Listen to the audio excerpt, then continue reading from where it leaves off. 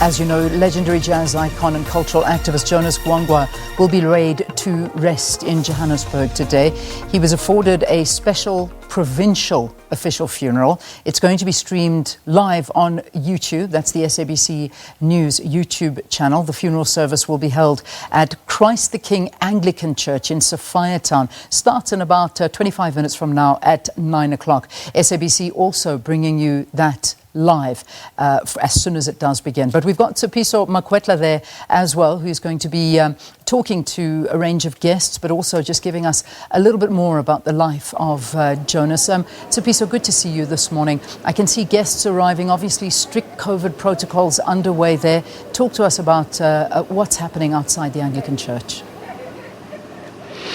Well, Leanne, indeed, guests have already started arriving. You would have seen that day Caiaphas Semenya speaking to Mahlako earlier on, and we're awaiting the Arts and Culture Minister, Nathi Mthethwa, in the next 15 minutes, we're told. And of course, the family is also going to arrive soon as well. We know that Jonas is survived by 4 sons and 3 daughters, whom are also expected. We were also expecting many of Ndate Jonas's comrades, and by this I mean not only in the liberation struggle, comrades in the music and arts and culture industry, a man lauded all over the world. I mean, Leanne, if you were to just do a Google search of him, you will find that there are many international publications who have written about this man, the bebopper as he is known. So the interesting thing, Leanne, is of course where we are. We're, as you said, in Sophiatown, Christ Church. So a very interesting history about this church. You will know that this is when Tate Jonas would have received his first musical instrument, the trombone. We'll tell you a little bit more about that story as well. Interesting story behind that. So it was through the tutelage of Father Huddleston, Ernest Urban Trevor Huddleston. There are many pictures of him in the background of the church as well. So a rich history and a much loved activist. It would seem that there is a truck heading towards me, Leanne. So perhaps if I could see if we can get out the way, try to convince him not to drive over me, but great. Okay, so that situation is sorted out.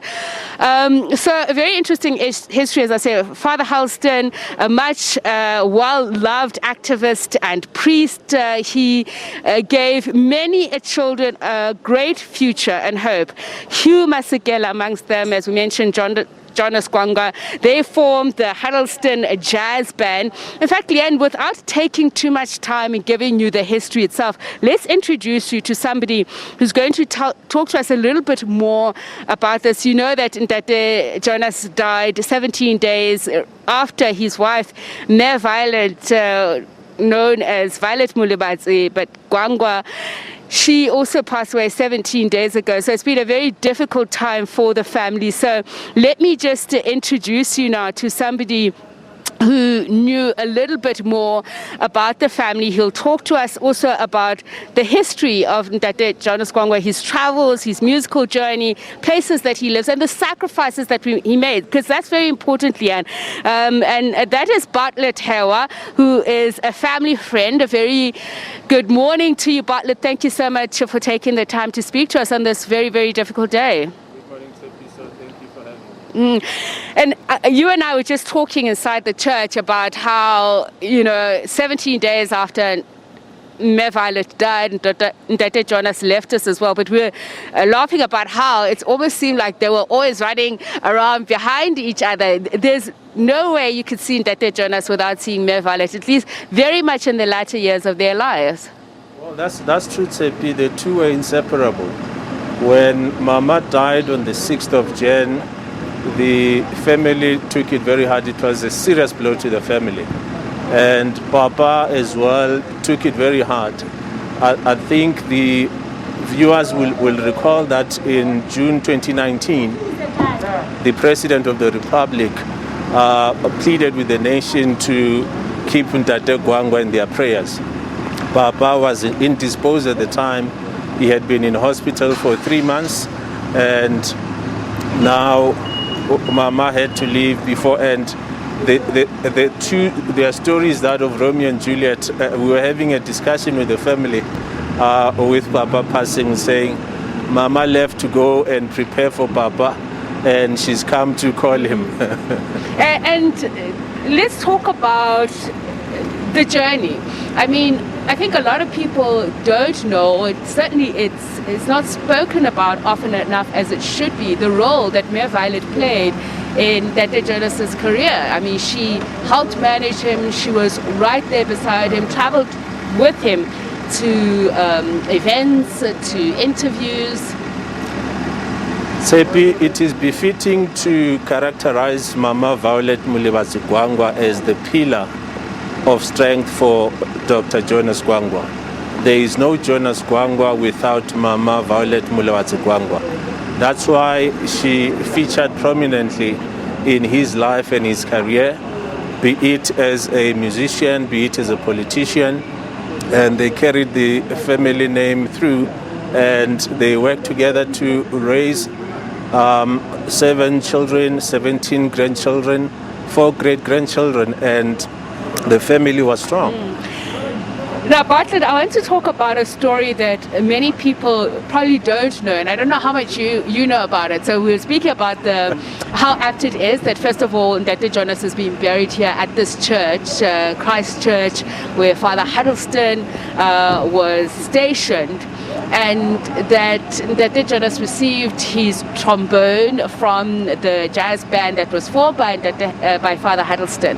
But I believe that Dr. Jonas was not really looking to have a trombone. It's said to be one of the most difficult instruments to play, of course. Well, Tsepi, you are quite correct. Papa had yearned for a clarinet, but he was too shy to articulate and say to Father Trevor Huddleston, may I please have the clarinet, and he ended up having the trombone. So it was quite fortuitous for him to have received the trombone, and as fate would have it, he became one of the greatest trombonists in the world. And in fact, that's what happened in the US, that it was through him playing the trombone the way that he did. They said it's that particular style of beep, beep, bop that that people noticed him, and they didn't know that a trombone could be played that way. Well, when he was in New York at the Manhattan School of Music, the teacher had said to him, Jonas, I like what you are doing, but you don't seem to understand what you are doing. And Papa says his heart broke because he was flunked that year, but as he would have it, he would regain his strength, he would reorganize himself, and he passed. And of course, he was a musical musician, a songwriter, and producer. He's done a lot of laudable work overseas. But I want to talk about that personal sacrifice, because having lived abroad for 15 years, that kept him separated from the family. Well, Papa was in exile for over 30 years, and he was separated from Mama Violet Gwangwa for over 14 years. And they were to reconcile. Papa left the country in 1961, and they were to reconcile with Mama Gwangwa in Botswana in 1975. So you can imagine, in 1958, Papa pays ilobolo for Mama. 3 years later, he's out of Mama's life. He's gone for 14 years, only to be reconciled 14 years later in Botswana. So in Botswana, he had several escapes of his life with the then special branch of the South African government doing cross-border operations, killing people in Lesotho, in Botswana. Papa survived 3 times ambush. He had to leave Botswana and go to Lusaka, ended up in London, ended up sending his children to Amsterdam, and ended up settling in the US before they came home in 1991. And of course, as we're seeing that guests are already starting to arrive, and we will see his children later on, and we can talk about the relationship with his children. But I want to continue with those years in exile. He shattered his femur, I think 3 times, the same injury over and over again. Talk to us a little bit more about that as well. Papa quipped when our poet laureate, Professor Khositsile, passed on. He said, people need to rehearse before they pass on. And he figures and characterized his 3 accidents which landed him in hospital over extended periods as his rehearsals before the final act. So on the 23rd of Jan, Papa, as those who are close to me would know, he had a wicked sense of humor. So he said, I have to rehearse several times before the final act. He did indeed, and one of the things about Ndate Jonas's character is that he was such a mild character, but as you say, a very sharp sense of humor. I'm going to move out of shot now, Leanne, to just move away so that we can send you can see the pictures of the family now starting to arrive. And we mentioned earlier on that Ndate Jonas is survived by 4 sons and 3 daughters. There's Spanky, Paul, Kitulezi, there's Molase, there's also Mujalefa, there's also Joe who's known as Mark, there's Papi as well. And perhaps as we were saying, I was going to talk to the children, Bartlett, a very close relationship that they had with their father. Mujalefa, for instance, was part of managing his father as well. Yeah, that's quite correct, Tsepi. Papa loved his children as a collective, and he loved them individually. He made time for all of them in his busy schedule. Kitu and Mujalefa were the ones who were close to the music that Papa was making, so to speak. And Mujalefa ended up being Papa's manager. I want to talk about some of the music that he made, and a lot of that would have been inspired by his separation from the family. We'll talk about the work that he did for the ANC as a movement and how that also sent him in exile. But let's just start there, the inspiration for his family that set about getting him involved in the projects that he got involved in. I mean, that included movies, etc., scores of films. That's true, Tsepi. In 1987, working with George Fenton, they were to prepare a score for the movie Cry Freedom, and Papa received an Oscar nomination along with George Fenton for that score. And he was to again do a score for Generations, working with Ntate Mfundi Vundla. He also worked closely with the Department of Arts and Culture in South Africa since 1994. He produced with Ntate Kefa Semenya, Mama Sibongile Khumalo, Uncle Hugh Masekela, the 10th year celebrations of freedom production that was hosted at the Union Buildings and also in Parliament in Cape Town. What a lot of South Africans may not know also is the fact that he was trained by Tsepiso Makwetla in the 1950s. A huge honor, that. Yes, Papa recalled those memories with clear reminiscence, and his face will brighten up when he recalls those moments. He would also recall his days at Doke House, the likes of Tsepiso Makwetla, Gwigwi Mkhwebi, Mekhe Dabashe. Those are the people who inspired him to follow the arts and his love for music. So now I want to talk about, because I want us to get into the musical background and how he moved away from the mainstream and used it as a political vehicle. Yes. He was very much part and parcel of the arts and the cultural ensemble of the ANC. So talk to us about why that was so important for him to sacrifice his life, because he then had to flee the country because of his efforts. Well, Tsepi, how that came about, South Africans will remember that the then president of the ANC Ntate Oliver Reginald Tambo. When he was at St. Peter's in Rosettenville, one of his key subjects that he liked was music. So when he came across Ntate Gwangwa in Lusaka, along with President Ntate Thabo Mbeki, they had a discussion about weaponizing the arts and sending a message across the globe about the plight of the South Africans under apartheid.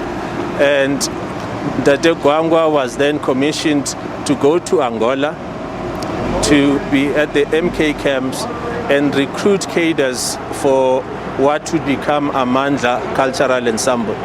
Papa would then work with those cadres and tour over a period of 10 years over 40 countries, spreading the message and the plight of the South African under apartheid, creating awareness and also raising funds for the ANC. So in that period of 10 years, Papa was away from the family.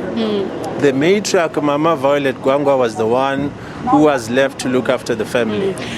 And I want to focus now on Project Amandla, because that was also a very influential project in our liberation struggle. It put him on the map, but it also took him off the map, so to speak, if you know what I mean.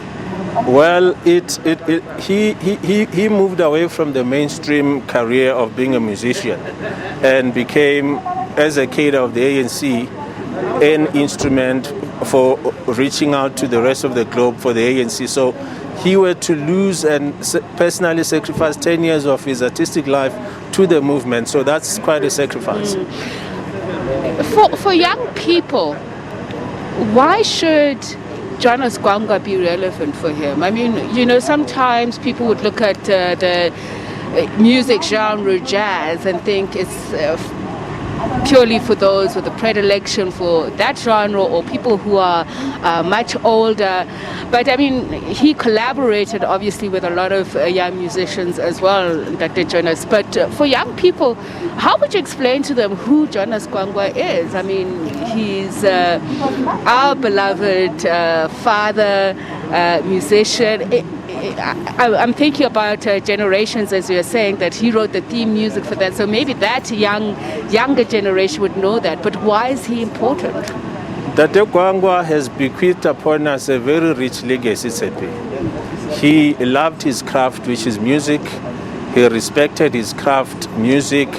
He respected his legions of fans and supporters all over the globe. And he never took them for granted. He respected them. He studied music. So he didn't wake up one day and went to a studio. He studied music and invested time in his craft.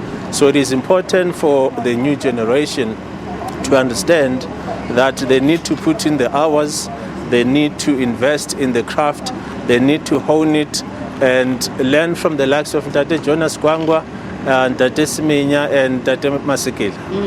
And we saw Ntate Caiaphas earlier on, and just speaking about the friendships that he had, the people that he worked with, and he certainly kept a lot of those around. Tell me about growing up around that. Were you ever in awe of that? I mean, anybody who would have met Ntate Jonas would know that he was such a humble man. And I said mild-mannered in the sense that he didn't really talk much. Mia Violet was always the more gregarious of the two. But as you say, a wicked sense of humor as well. How was that growing up around that? What did it teach you? Papa, I would characterize him as a reluctant celebrity. He was a humble person. He never had any airs about him. When he was in a room, whether it's at a restaurant or anywhere else, you would not even recognize that Mr. Gwangwa was in the room, because he was not pretentious, he was not seeking fame. He understood that the craft that he was pursuing, in his own understanding, it was a gift from God, it was a gift from Batugwa, his ancestors, and he was worshipping God through his craft.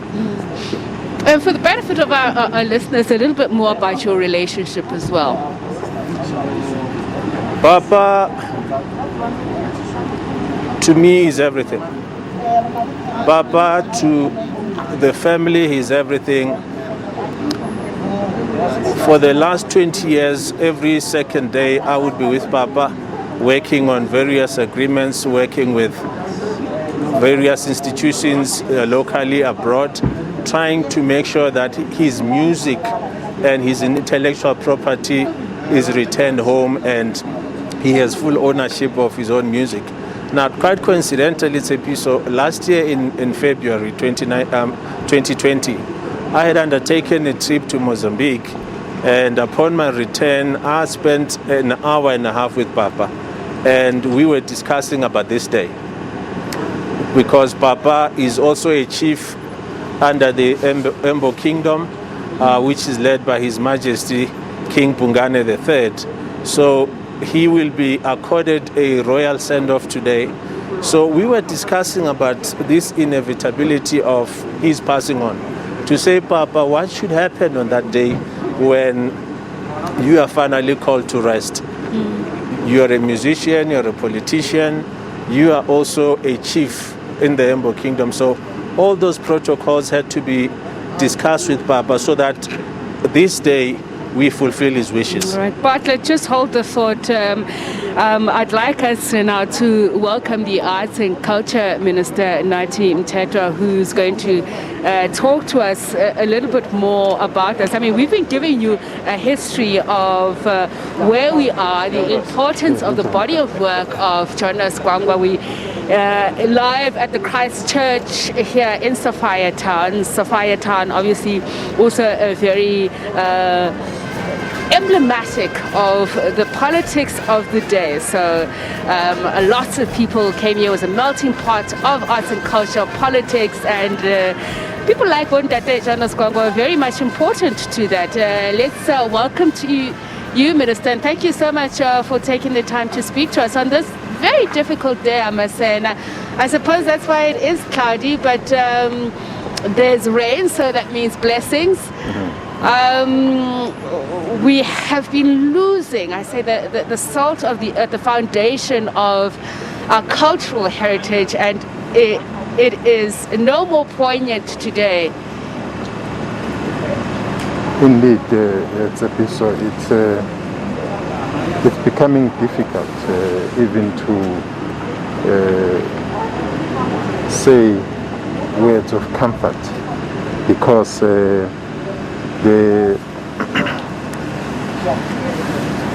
the legends, the people who made us who we are today as a nation, are passing one after the other, and it is said that we come to bid farewell to a giant like Ndate Jonas, a person whom, when we started the Living Legends Legacy Fraternity, we approached, amongst the first people we approached, driven by this understanding that we definitely should be able to celebrate, honor our legends whilst they are alive, so that even when times like this happen, it's a continuation. Bartlett, who's, I'm sure you know him, family spokesperson, son, nephew to Ndate Jonas, was talking about the discussion they were having about this very day, preserving his legacies and ensuring that his musical rights are, maintained and honored. And this is a very prickly subject for many artists, isn't it? People like Ndate Jonas Gwangwa, whose music and influence are all over the world. But music rights, we know, is such a difficult thing to navigate. Indeed, it is. But at the same time, it should be possible. It should be possible because issues of related to copyright goes beyond music. It covers the whole aspect, including issues of trade and so on. That is why the Copyright Amendment Bill, which the President sent back to Parliament, Parliament is busy with, and our hopes and all our energy is on it, because when we talk transformation of arts generally, we look at such fundamental pieces of legislation like the Copyright Amendment Act. So he's right in his quest for justice, because it's quest for justice for most of them, and some even the younger generation who are not benefiting from the labor. I want to look into the archives of his body of work. We were just talking about his involvement in Project Amandla. And I want to juxtapose then when it seemed that every single individual not only took responsibility for our transformative trajectory. Young people, how can we use Jonas Gwangwa as an example to say you can still practice your craft, live your passion, but still contribute, to where our country is going in building everybody? Okay.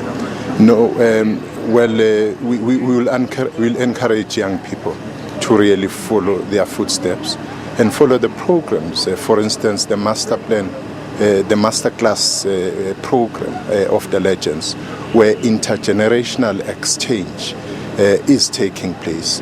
We think that way would be able to preserve the heritage of our legends.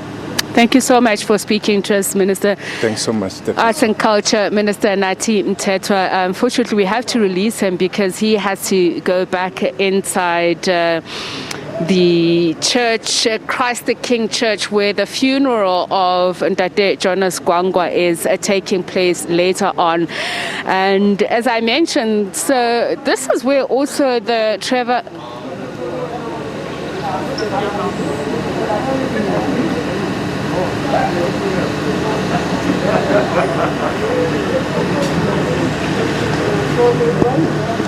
They already cut you. I'll continue. So this is where the Trevor Harrelson Memorial is housed. And if you go inside the church, Christ the King Church, you will find pictures of Father Harrelson. As I mentioned, he played a very important role in the lives of Hugh Masekela, Jonas Gwangwa, and they, under his tutelage, were not only encouraged to pick up an instrument, something that would be the bedrock of not only their livelihoods but certainly their fame. There's a story to be told, Leanne, about how Trevor Huddleston, after he left South Africa, was then traveling in the United States and was speaking to famous jazz musicians there, and he mentioned what was then known as the Huddleston Jazz Band, as I mentioned, of which Jonas Gwangwa and Hugh Masekela were part of. And I believe Desi Gillespie himself also donated some instruments, so it became a well-known jazz band that formed a great part of the transformation efforts here in Sophiatown, because we mentioned earlier on that it was a melting pot of many writers, politicians, journalists, and musicians. And Sophiatown, now known as Triumph, 60 years ago, I think it was, that it had to be destroyed because we were told that the neighboring white area didn't like the idea of living next to black people. So those people were then moved to Meadowlands, not far from when Dr. Jonas himself was born. We'll tell you a little bit more, of course, about his latter years. But for now, let's take you back to Blaine and the team there at the agenda.